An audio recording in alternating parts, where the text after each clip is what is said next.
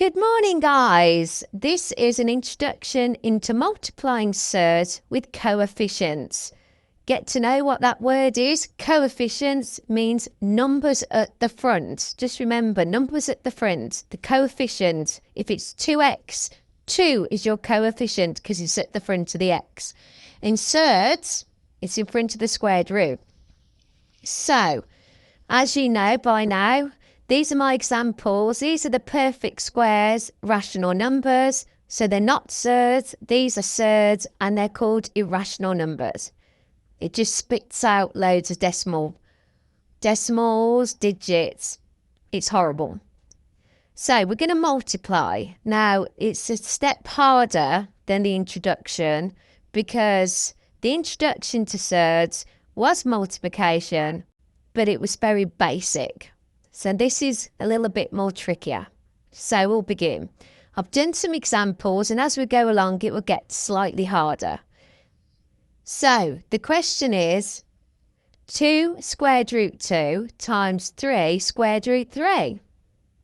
Now, first of all, we're going to deal with these. What's on the outside? Our coefficient. This is our coefficient. Yeah.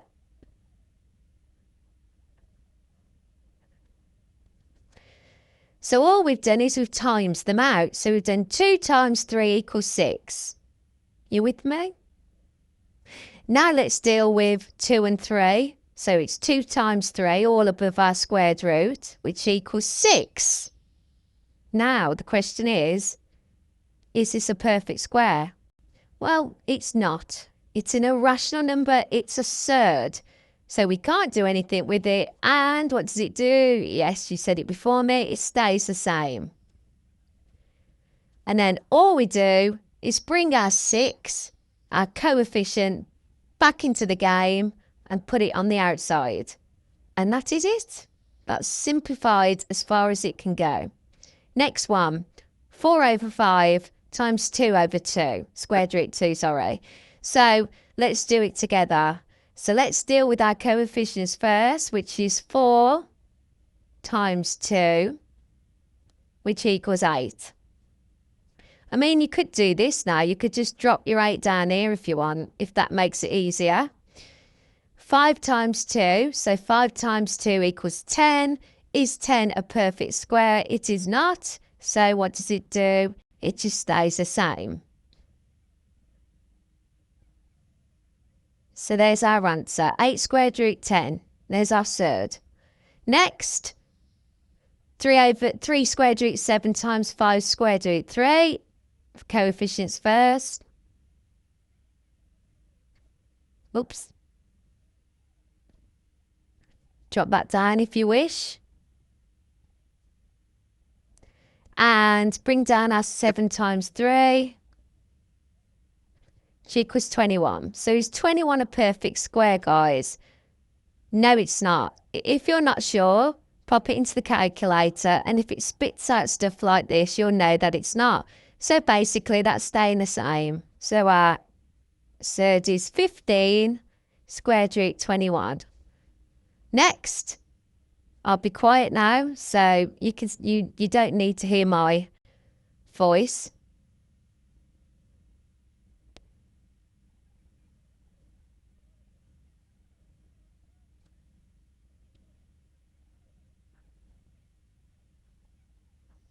Is 16 a perfect square? Yes, it is. It's 4. So there's our new number. So it's a little bit trickier now.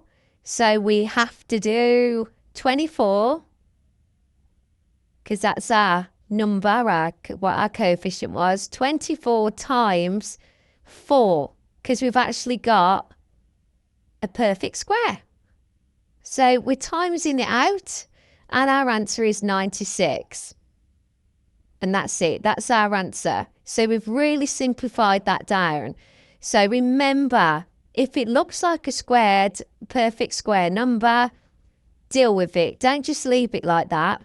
You need to bring it down. Take it down a notch. So ours was 4. Next one, I'll be quiet again.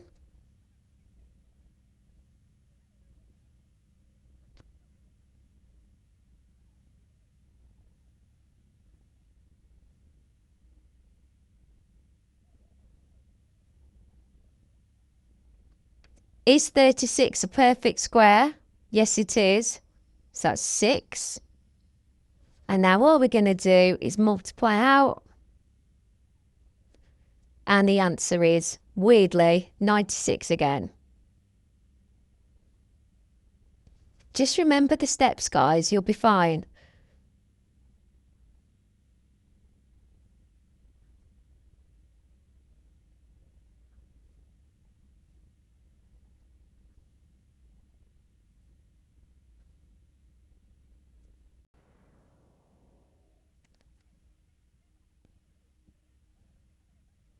Is 225 a perfect square? Well, if you put that into your calculator now and have a look, you will find that 225 is a perfect square and the answer is 15. You will probably have a calculator for this actually, but you have to actually teach that because I'm not sure. So times it all out and your answer is 180. And that is surds with coefficients. And that is actually an introduction because they do get a little bit longer and complicated when we move into the advanced multiplying. But for now, foundation paper at the back, higher paper just to dip your toes in the water. That's enough.